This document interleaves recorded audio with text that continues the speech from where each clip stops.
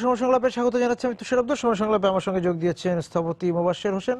মোবাশ্বের ভাই, আজকে আপনাকে মুক্তিযুদ্ধ হিসেবেই কথা বলতে চাই যে বিজয়ের 44 বছর আমরা পার করে এলাম। সেই জায়গা থেকে আমরা এই যে ঢাকা শহর থেকে আরম্ভ করে, এটা রাজধানীর শহর, আমাদের আরো বন্দনগরী আছে, শিল্পনগরী, অনেক রকম নগরী আছে। নগরকে আমরা 44 বছরে আসলে কতটুকু নগরের মতো সাজাতে পেরেছি 44 বছরে, সেইভাবে যদি বলেন। ধন্যবাদ।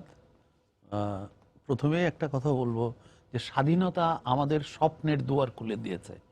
মানে বঙ্গবন্ধু যে স্বাধীনতাটা আমাদের কাছে উপহার দিয়েছেন এবং বাংলাদেশের জনগণকে নিয়ে যে স্বাধীনতার যুদ্ধটি করিয়েছিলেন, তার ফলে আমরা যে পেয়েছি, আমরা না পাওয়ার কথার চেয়ে পাওয়ার কথা নিয়ে বলতেছি, আমাদের সব চিন্তা চেতনার স্বপ্নের দুয়ার খুলে দিয়েছে। এইটার থেকে আমরা এখন কোন জায়গায় পৌঁছেছি, আমি ছোট্ট দুই একটা কথা বলে তারপরে তোমার কথার উত্তরে যাব। প্রায় আমরা বলি যে আমাদের কোনো কিছু নাই, ইত্যাদি ইত্যাদি, আমরা খুব খারাপ অবস্থায় আছি। এই খারাপ অবস্থার ভিতরেও আমরা যদি ঠান্ডা মাথায় সুস্থ চিন্তায় কতগুলি জিনিস বিবেচনা করি, আমরা কিন্তু অদ্ভুত কিছু জিনিস দেখতে পাবো। যেমন স্বাধীনতার পরে আমাদের বটমলেস বাস্কেট বলা হয়েছিল, সত্যিকার অর্থে আমরা বটমলেস বাস্কেট ছিলাম। জনসংখ্যা ছিল 7 কোটি, 7.5 কোটি, জমি ছিল পুরো বাংলাদেশ। এই 40 বছরে আমরা যদি এখন আবার বিবেচনা করি, তখন দুর্ভিক্ষ, খরা, মানুষের পেটে ভাত নাই, গায়ে কাপড় নাই, সেই অবস্থায় কিন্তু আমরা স্বাধীনতার প্রথম বছরগুলি আমরা কাটিয়েছি। আজকে 40 বছর পরে, যেহেতু ওই সময় মুক্তিযুদ্ধের ভিতরে ছিলাম এবং আজকে নিজে বাংলাদেশের একজন নাগরিক হিসেবে বিভিন্ন রকম সুযোগ সুবিধা ভোগ করছে, যখন বিবেচনা করি তখন দেখি যে এই যে বাংলাদেশের উন্নতি হয়েছে কি হয় নাই, একটি ক্ষেত্রেই যদি আমরা হিসাব করি, 7.5 কোটি লোককে আমরা খাবার দিতে পারতাম না। আমাদেরকে মানুষের কাছে হাত পেতে খাবার নিয়ে আসতো, ভিক্ষা করে নিয়ে আসতো, কেনার সামর্থ্য ছিল না। সেই বাংলাদেশের জমি হয়ে গেছে অর্ধেক ডেভেলপমেন্টের কারণে, জনসংখ্যা হয়েছে দ্বিগুণ। কিন্তু কি অদ্ভুত ঘটনা যে বাংলাদেশে খাদ্যে স্বয়ংসম্পূর্ণ শুধু না, বাইরে খাদ্য রপ্তানি করছে। এই ঘটনাগুলি কেমনে ঘটলো? এই মুক্তিযুদ্ধের চেতনায় বিশ্বাসী ইয়ং জেনারেশন, এমনকি যারা 70 পরবর্তীতে জন্মগ্রহণ করেছিল, তাদের একক প্রচেষ্টায়, সরকারের সহযোগিতা থাকুক বা না থাকুক, তাদের মেধা এবং মননশীলতার মাধ্যমে, আমি যাদেরকে সবসময় বলি এই প্রজন্মের মুক্তিযোদ্ধা, তাদের এই স্বাধীনতার দুয়ার, উন্মুক্ত দুয়ার দিয়ে তারা কিন্তু এই জিনিসগুলি একের পর এক অর্জন করেছে। যেরকম সম্প্রতি আমরা দেখতে পেলাম যে বিশ্বে বাংলাদেশ মৎস্য উৎপাদনে 3য় স্থান অধিকার করেছে। এগুলি কিন্তু আমরা চিন্তাই করতে পারতাম না। পাকিস্তানকে ক্রিকেটে হারিয়ে দিয়ে বাংলাদেশ পৃথিবীতে ক্রিকেট অঙ্গনে নিজেদের স্থান করে নিল। বাংলাদেশের জন্মের পর থেকে আজ পর্যন্ত সসম্মানে বাংলাদেশের পতাকা সারা বিশ্বে উড়ালো এই ইয়ং জেনারেশন। এই জিনিসগুলিকে নিয়ে যদি আমরা চিন্তা করি, তাহলে আমরা অনেক অর্জন করেছি। কিন্তু যখন মানুষ অর্জনের দিকে থাকে, অর্থাৎ আমি প্রায় একটি কথা বলি যে একটি মানুষের সাদা একটি জামা রয়েছে, সেই জামার ভিতরে একটি কালির দাগ কিন্তু অনেক বেশি উজ্জ্বল হয়। এই প্রাপ্তি পাওয়ার সাথে সাথে মানুষের প্রাপ্তির আকাঙ্ক্ষা অনেক বেড়ে যায়। তখন ছোট ছোট ভুল, ক্ষতি, অন্যায় প্রচন্ডভাবে মানুষকে ধাক্কা দেয়, ক্ষোভ তৈরি করে। আমরা কিন্তু এখন সেই অবস্থার ভিতরে রয়েছে। আমরা যদি প্রকৃত অর্থে আইনের শাসনে দেশটিতে নিয়ে আসতে পারতাম, প্রতিটি ক্ষেত্রে আমাদের যে ইয়ং জেনারেশন, তারা পারে না এমন কোনো ক্ষেত্র নাই যে ক্ষেত্রে তারা উন্নতি করতে পারে না। তো এখন এই যে শহরগুলির কথা বলছো, ঢাকা শহরের কথা বলছো, আমি তোমাদের এখানে এর আগেও বলেছি যে আমি যদি ইসলামের কথা দিয়ে চিন্তা করি, কোরআন শরীফের পাতা উল্টালে পারে প্রত্যেকটা জায়গায় লেখা আছে যে জান্নাত ওই যে যার নিচে দিয়ে নদী প্রবাহিত হয়েছে। অর্থাৎ সৃষ্টিকর্তা জান্নাতকে পরিচয় করাচ্ছেন নদী দিয়ে, অর্থাৎ নদী দেখলে তুমি বুঝবা যে ওইটা জান্নাত। তাহলে তো ঢাকা শহরের মতন বড় জান্নাত পৃথিবীতে আছে বলে আমার জানা নেই, কারণ ঢাকা হচ্ছে একমাত্র ক্যাপিটাল সারা বিশ্বে যার চারপাশে 4টি মিষ্টি পানির নদী, এবং এই মিষ্টি পানি নিয়েই পৃথিবীতে 3য় বিশ্বযুদ্ধ হওয়ার সম্ভাবনা আছে। তাহলে আজ সৃষ্টিকর্তা আমাদেরকে অডেল দিয়েছে। আমরা এই জিনিসগুলিকে যদি সত্যিকার অর্থে ব্যবহার করতে পারতাম, আমরা প্রকৃত সত্যিকার অর্থে সঠিকভাবে ব্যবহার করতে পদে পদে ব্যর্থ হচ্ছে বলেই কিন্তু আমাদের এত দুঃখজনক ঘটনা ঘটছে। আমার ওই দিনটির কথা মনে আছে, এই রমনার ওখানে তখন বঙ্গবন্ধু ওইখানে অফিস করতেন, হ্যাঁ, এবং আমাদেরকে নিয়ে উনি লনে যে আমাদের সাথে আলাপ করছিলেন। মাজারুল ইসলাম সাহেব বারবার বলছিলেন যে দেশকে নিয়ে প্ল্যান করতে হবে। আর বঙ্গবন্ধু আমাদের পিঠে থাবা দিয়ে দিয়ে বারবার বলছিলেন, বাবারা এই ঢাকা নিয়ে খালি প্ল্যান করলে কিন্তু হবে না, সমগ্র বাংলাদেশকে নিয়ে প্ল্যান করতে হবে। তখন ইয়ং বয়সে জাতির পিতার এই কথাটার সারমর্ম কিন্তু বুঝি নাই, কিন্তু আমি 40 বছর পরে দেখছি যে বঙ্গবন্ধু যা চেয়েছিলেন, যা বলেছিলেন, আমরা 40 বছর ধরে তার ঠিক বিপরীত কাজটি করেছি। ঢাকা ছাড়া কোনো জায়গায় কিছু করব না, সব আমরা ঢাকায় করব। এই সব ঢাকায় ঢেলে দিব, সব ঢাকায় ঢালতে ঢালতে নেভাল হেডকোয়ার্টার নিয়ে আসছি, যেখানে সমুদ্র নাই সেখানে নেভাল হেডকোয়ার্টার, সমুদ্রের পাশে থাকার কথা এয়ারফোর্সের হেডকোয়ার্টার, যাতে প্লেন ট্রেনিং নেওয়া যায়, মানুষকে ডিস্টার্ব করে, সেগুলিও ঢাকায় নিয়ে আসছি। আমার কেন জানি মনে হয় যে সরকারের প্রত্যেকটা মেশিনারি মাননীয় প্রধানমন্ত্রীর সাহচর্য সব সময় চায়, তার দৃষ্টির ভিতরে থাকতে চায়, হ্যাঁ, দৃষ্টি সীমানায় থেকে নিজেকে উদ্ভাসিত দেখাতে চায়। এই যে দুরবস্থা, সেই দুরবস্থা থেকে যদি আমরা বের হতে চাই, এবং প্রায় বলা হয় ঢাকাতে আরো এই করব ওই করব, আমি একদম ওপেনলি একজন আর্কিটেক্ট হিসেবে, একজন প্ল্যানিং এর সাথে জড়িত একটা ব্যক্তি হিসেবে বলছি, ঢাকার যত উন্নতি হবে, ঢাকার ধ্বংস তত তাড়াতাড়ি হবে। আর একটা জিনিস আমাদেরকে সবসময় মনে রাখতে হবে, সৃষ্টিকর্তা আমাদেরকে আরেকটা ঐশ্বর্য দিয়েছে, অল্প একটু জায়গার মধ্যে অসংখ্য মানুষ। এই মানুষগুলোকে যদি আমরা শক্তি হিসাবে মনে করি, তাহলে সৃষ্টিকর্তা এক থলিতেই অনেক কিছু দিয়েছে। এটার একটা এক্সাম্পল আমি বলি, ঢাকা রাজধানী, ঢাকা থেকে বাংলাদেশের সবগুলি রিমোট এলাকার আধুনিক যান দিয়ে যদি আমরা যাতায়াত করি, 1.5 থেকে 2 ঘন্টার ভিতরে ঢাকায় আসা যাওয়া করা সম্ভব, যে কোনো জায়গা থেকে। মানে যদি আমরা রেলওয়ে সিস্টেমটাকে, সমুদ্র নদীটাকে যদি সঠিকভাবে ব্যবহার করতে পারি, রেলওয়েকে সঠিকভাবে আধুনিক করতে পারি, আমরা সারা বিশ্বে যে জিনিস দেখতেছি হাই স্পিড ট্রেন, তার মানে ঢাকা, বাংলাদেশে কোনো লোককে ও তার ডিস্ট্রিক্ট থেকে এসে ঢাকায় বসবাস করার কোনো প্রয়োজন নাই, তার ডিস্ট্রিক্ট টাউন থেকে প্রতিদিন আমাদের একটা বড় এটা মানে চিহ্নিত সমস্যাই আছে যে আমরা এই 40 বছরের গণপরিবহন ব্যবস্থাকে ঠিক করতে পারি।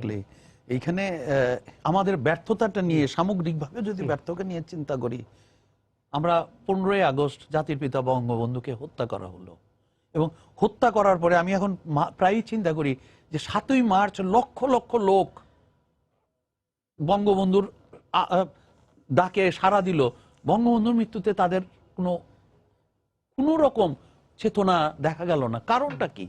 এই জিনিসগুলি, এই যে আজকে সেক্টর কমান্ডার্স ফোরাম, যুদ্ধাপরাধীদের বিচারের জন্য সোচ্চার, বঙ্গবন্ধুর মৃত্যুর পরে তো আমরা কাউকে রাস্তায় দেখি নাই, কাদের সিদ্দিকী এবং 2-1 জনকে ছাড়া কাউকে প্রতিবাদ করতে শুনি নাই, এমনকি আমিও প্রতিবাদের মধ্যে ছিলাম না। তাহলে ঘটনাটা কি? কেন 40 বছর লাগলো আমাদের প্রতিবাদের শক্তি অর্জন করতে? জাহানারা ইমাম স্ফুলিঙ্গর মতন একটা প্রচন্ড ধাক্কা দিয়েছিলেন, তারপরে কিছুটা অগ্রগতি হয়েছিল। এইটার যখন আমি পর্যালোচনা করতে যাই, আমি একটি অদ্ভুত জিনিস আমার দৃষ্টিতে আসে। সেই জিনিসটি হলো 71-এ আমি ঢাকার অপারেশনের ভিতরে ছিলাম। আমরা শেষের 10-15 দিন একটি অদ্ভুত জিনিস দেখেছি। আমরা কিন্তু হ্যান্ড টু হ্যান্ড ফাইট করার জন্য অস্ত্র শস্ত্র স্তূপাকৃত করছিলাম ঢাকায়। আমরা একটি অদ্ভুত জিনিস দেখলাম শেষের 15-20 দিন, প্রতিনিয়ত কারফিউ এবং মাঝরাত্রে দেশের ইন্টেলেকচুয়ালদেরকে তুলে নিয়ে যাওয়া হচ্ছে। যত না মুক্তিযোদ্ধাকে ধরা হচ্ছে, যত না মুক্তিযোদ্ধাকে ধাওয়া করা হচ্ছে, তার চেয়ে অনেক প্রচন্ড গতিতে এই মানুষগুলিকে তুলে নিয়ে যাওয়া হচ্ছে। অর্থাৎ এই পাকিস্তান ওই সময় বুঝতে পেরেছিল যে বাংলাদেশকে বা বাঙালি জাতিকে আর তার দখলে রাখা সম্ভব না। সেই জন্য তারা একটা সিদ্ধান্ত নিয়েছিল। আজকে আমি একদম দৃঢ়ভাবে বিশ্বাস করি যে বাংলাদেশকে স্বাধীন হোক, কিন্তু 30-40 বছরের জন্য সম্পূর্ণ রকম বিকলাঙ্গ করে দেওয়া, মেরুদণ্ডহীন, অর্থাৎ মেধা শূন্য। এবং এই সেক্টর কমান্ডার্স, এই মুক্তিযোদ্ধা, এই মানুষগুলি ছিল, তারা পারে নাই। অর্থাৎ সমগ্র জাতি মেধা শূন্য হয়ে গেছিল। শক্তি এবং অর্থ, এই দুটি দিয়ে কোনো অন্যায়ের প্রতিবাদ করা যায় না। শক্তি, অর্থ এর পাশে সবচেয়ে বেশি প্রচন্ড দরকার হলো মেধা। এই মেধাহীন রাষ্ট্র প্রায় 30 বছর খুঁড়িয়ে খুঁড়িয়ে হেঁটেছে। আজকে বৃদ্ধ বয়সের সেক্টর কমান্ডার্সরা আত্মত্যাগ করার জন্য উদ্বুদ্ধ হচ্ছে। তাহলে যখন নবীন ছিলেন তারা কিন্তু কথা বলতে পারেন নাই কেন? এই 71 সময়ে, 71-এ এবং 71 পরবর্তীতে যে সন্তানগুলির জন্ম হয়েছে, তারা আজকে 30-25-26 বছরে বাংলাদেশের মেধাতে পরিণত হয়েছে। 40 বছরে পরিপুষ্ট মেধায় চলে এসছে, যে কারণে আজকে 40 বছর পরে এই রাজাকার, আলবদর এবং দেশদ্রোহীদের বিচার আমরা সাহসের সাথে করতে পেরেছি। আমি এই জায়গাতে যে ঘটনাটি ঘটেছে, যে কথাটি একটু আগে বললাম, জাতির পিতা বলেছিলেন যে ডিসেন্ট্রালাইজ করতে হবে। আমরা কেন ডিসেন্ট্রালাইজ করতে পারছি না সেটি আমাদেরকে প্রচন্ডভাবে চিন্তা করতে হবে।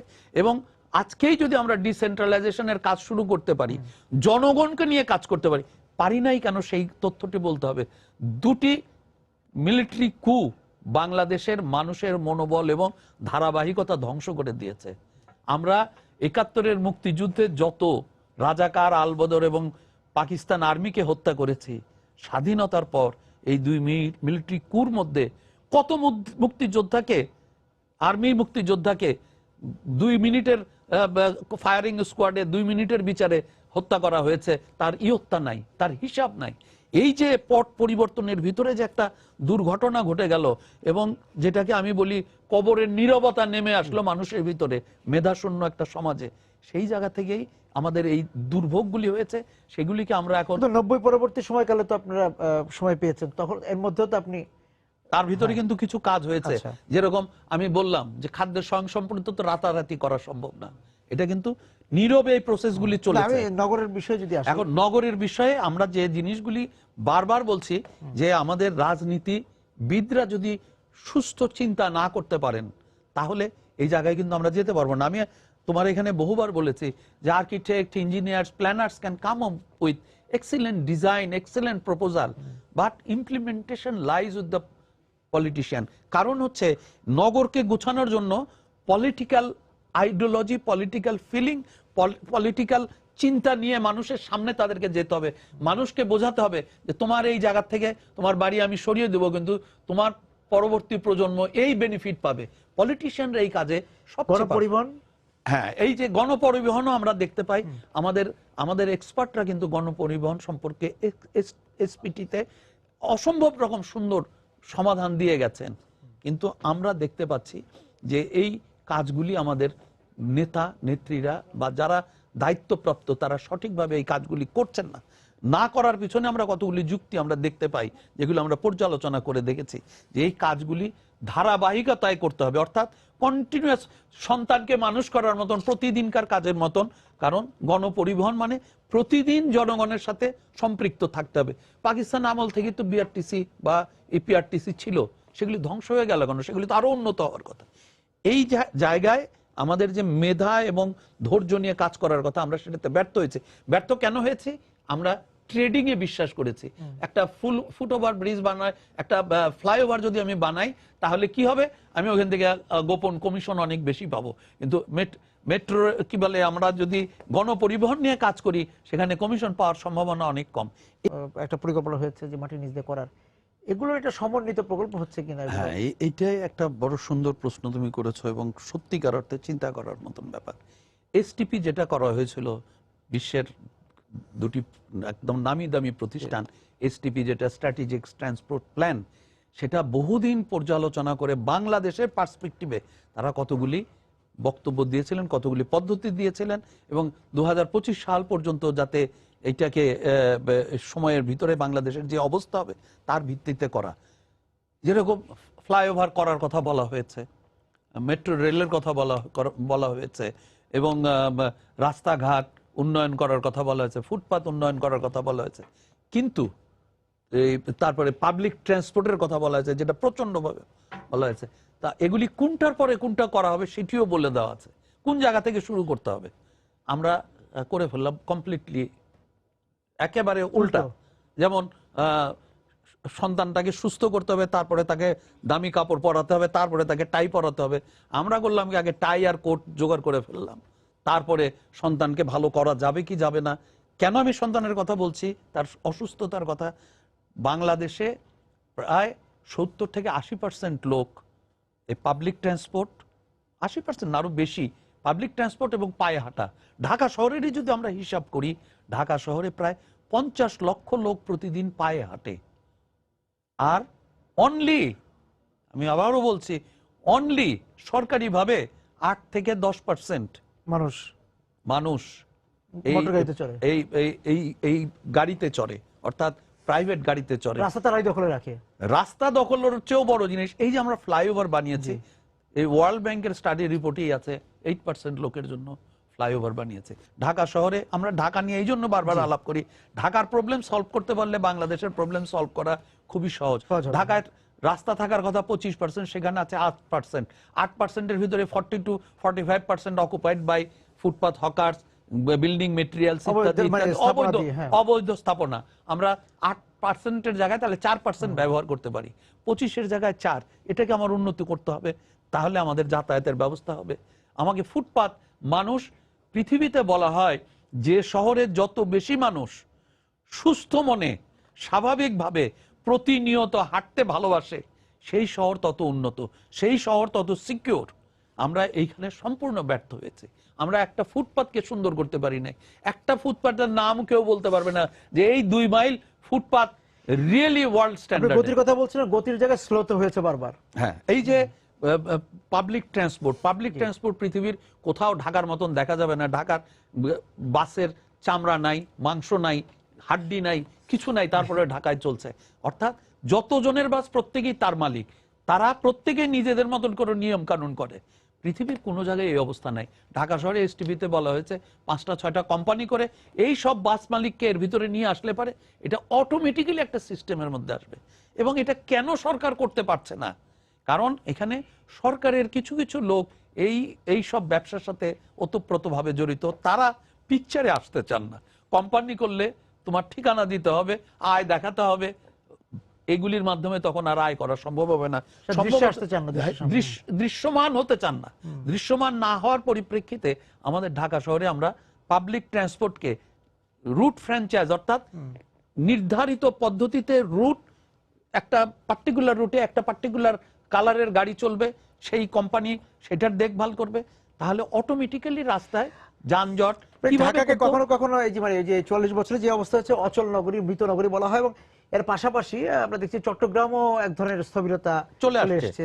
কিন্তু এই অবস্থা থেকে যে বের হয়ে আসা যায় তার সবচেয়ে বড় প্রমাণ, আমরা সিঙ্গাপুর নিয়ে কথা বলবো না, আমাদের বাড়ির পাশে পশ্চিমবঙ্গ ওয়াজ ওয়ার্স্ট দেন ঢাকা সিটি, এটা এভরিবডি জানে।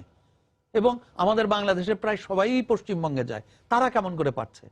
লেফটিস্ট গভর্নমেন্টের সময় যে ফেইলিউরগুলি আগের গভর্নমেন্ট করেছিল, জনগণ যে ভুলগুলি করেছিল, সেগুলি থেকে তারা শিক্ষা গ্রহণ করে এই কাজগুলি তারা করা শুরু করে। আমরা যদি ওই জিনিসগুলি করি, আমরা যদি আজকে 6 মাসের ভিতরে ঢাকা শহরে যে বাসগুলি আছে সেগুলিকে আমরা যদি 10টা কোম্পানিতে রুট ভাগ করে দেই, তারপরে এই বাসগুলিকে আমরা মডার্ন বাসে কনভার্ট করি, তাহলে ঢাকা শহরের কোথাও কোনো জায়গায় বাস দাঁড়াবে না। এবং একটি তথ্য দিলে পরে বোঝা যাবে, প্রতিটি মানুষ তখন যাদের প্রাইভেট গাড়ি আছে তারা শুধুমাত্র ছুটির দিনে প্রাইভেট গাড়িতে যাবে। কারণ 2টি প্রাইভেট কার একটি বাসের জায়গা নেয়। একটি বাসে 50 থেকে 80 জন লোক, ডবল ডেকার হলে 80 জন লোককে রাস্তার সুযোগ দেয়। আর সেখানে আমরা 2টি প্রাইভেট কারে হার্ডলি 10 জন মানুষ এটাতে জোর করে ওঠা সম্ভব। সাধারণত 3 জন 6 জন থাকে। তাহলে 6 জন 80 জনের জায়গা দখল করছে রাস্তায়। আমরা যদি পাবলিক ট্রান্সপোর্ট আধুনিক করে ফেলতে পারি, এবং যেটা 6 মাসের বেশি লাগার কথা না, তাহলে ঢাকা শহরের রাস্তা অলমোস্ট ফাঁকা দেখা যাবে, কিন্তু প্রত্যেকটা লোকই ট্রান্সপোর্টে যেতে পারবে। কারণ তুমি যখন জানবো যে এই জায়গাতে দাঁড়ালে পারে প্রতি 5 মিনিটে আমি একটি বাস পাবো, ওই জায়গায় ওইখানে যাবে। ট্রাফিক জ্যাম হলে 2 বছরে একদিন ট্রাফিক জ্যাম হবে বিশেষ ঘটনায়, দুর্ঘটনার কারণে ইত্যাদি। আর অন্য সময় আমি যাবই। সো আমি জানি আমি কি কারণে আমার গাড়ি নিয়ে বের হবো, আমি কোথায় গাড়ি রাখবো, এগুলি দুরবস্থা থেকে আমি বাঁচার জন্য তখন পাবলিক ট্রান্সপোর্ট ব্যবহার করি। আমি বিরতিতে যাবো, মহসিন এসে একটু জানতে চাই যে আমাদের এই ঢাকা শহরের, আমি ঢাকার বাইরের বড় বড় শহরগুলো, চট্টগ্রামেরও ব্যাপার আছে, খুলনারও ব্যাপার আছে, সিলেটের ব্যাপার আছে, কিন্তু ওগুলোতে আস্তে আস্তে চট্টগ্রাম এখন খুব বাজে অবস্থায় আছে।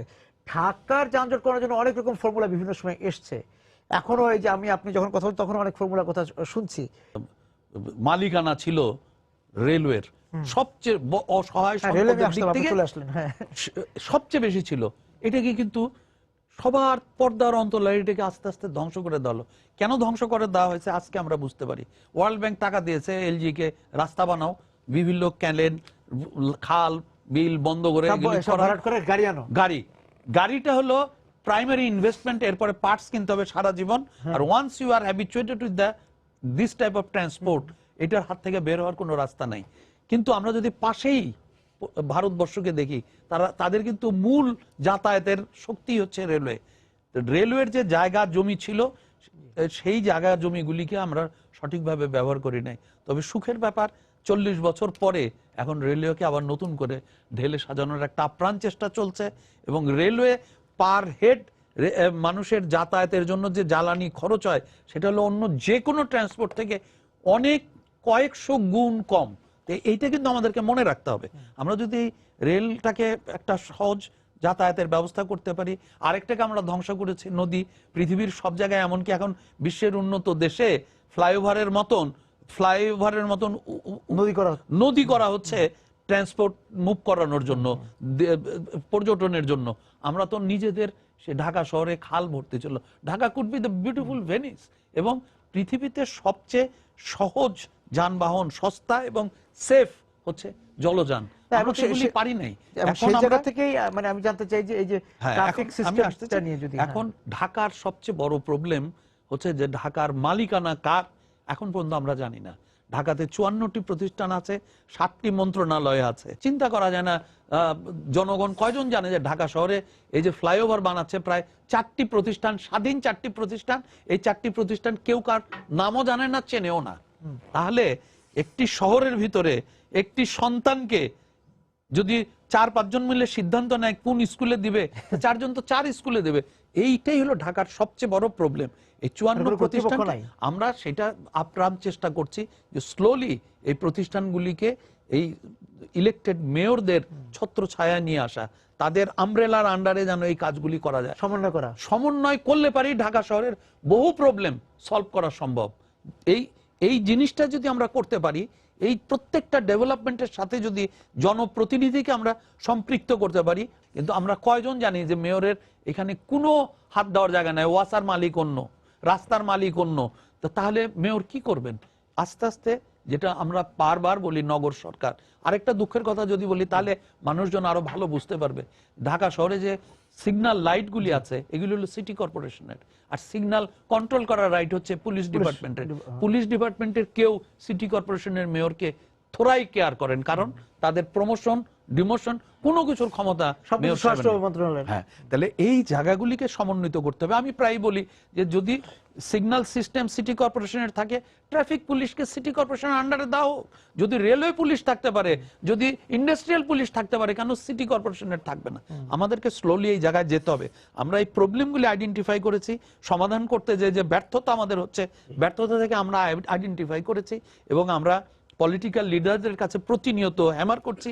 ইভেন এই যে আজকে তোমার এই তথ্যের মাধ্যমে বলছি, এই যে ইউলুপ হচ্ছে, ফ্লাইওভার হচ্ছে, এগুলি হবে, কিন্তু এগুলির আগে যেগুলি সবার আগে দরকার ছিল, সুস্থ একটি যাতায়াত ব্যবস্থা, তারপরে এই জিনিসগুলি আমাদেরকে আরো গতি, ফুটওভার, আমাদের ফুটপাথগুলো ঠিক করা। এটা তো এই যে আমাদের কি বলে সেতু মন্ত্রী খুব সুন্দর একটি কথা বলেছেন মেয়র সাহেবকে। মেয়র সাহেব ইউলুপ নিয়ে জায়গা চাচ্ছিলেন, বলছে হ্যাঁ আমরা এটা দেব, কিন্তু মেয়র সাহেব আপনার কাছে একটি আবেদন, আপনার ক্ষমতার ভিতরে যেগুলি আছে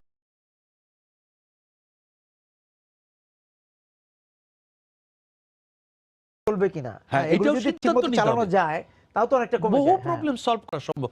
আমরা একটা কথা বলি, প্ল্যানিং এর দৃষ্টিতে বলা হয় যে যার যা আছে সেটাকে যদি প্রপার প্ল্যানিং এর ভিতরে আনা যায়, তাতে 25 থেকে 30% প্রবলেম সলভ হয়। বলা হচ্ছে এগুলো মানে অটো পদ্ধতিতে চলো, কিন্তু পরে দেখা যাচ্ছে যে ট্রাফিক পুলিশ সেটা তাদের হাতের ইশারাতেই চালাতে হচ্ছে।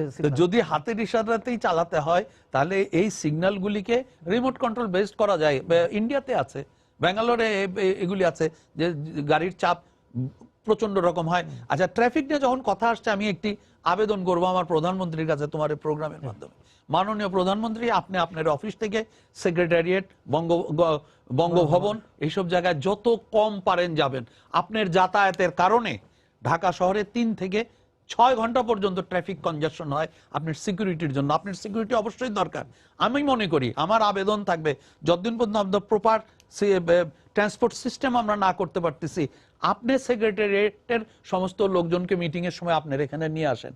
তাদের যাতায়াতের জন্য কিন্তু রাস্তায় সিকিউরিটি দিতে হয় না, তাহলে জনগণ অনেক ভারমুক্ত হবে। আরেকটি হলো, আওয়ামী লীগ এখন বাংলাদেশের সর্ববৃহৎ শক্তি। আওয়ামী লীগের সিদ্ধান্ত নেবে রাস্তায় আমরা কোনো প্রসেশন করব না, ট্রাফিক বন্ধ করে। আমরা প্রসেশন করব ইন্ডিভিজুয়ালি, রাস্তার বাইরে কোনো মাঠে কোনো জায়গায় দাঁড়িয়ে, কিন্তু রাস্তায় দল বেঁধে আমরা রাস্তা বন্ধ করব না, let Awami League start doing all this things, তাহলে আমরা এই জায়গাগুলি থেকে বের হয়ে আসতে তার মধ্যে নগরে এই 44 বছরে নগরে থাকার যে সংস্কৃতি, থাকার যে অভ্যাস, সেটাই আমরা এখন পর্যন্ত আত্মস্থ করতে পারিনি, সেটাই তো বোঝাচ্ছেন। রাজনৈতিকভাবে পারিনি, নাগরিক হিসেবে পারিনি। অবশ্যই। মৌসুমী, আপনাকে অনেক ধন্যবাদ আজকে আমাদের সঙ্গে যোগ দেওয়ার জন্য। দর্শক যারা ছিলেন আজকে সময় সংলাপে আমাদের সঙ্গে, এই আলোচনা আপনাদেরকে ধন্যবাদ জানিয়ে শেষ করছি। আজকে সময় সংলাপ দেখা হবে আগামী দিন। সবাই সুন্দর থাকুন, নিরাপদে থাকুন।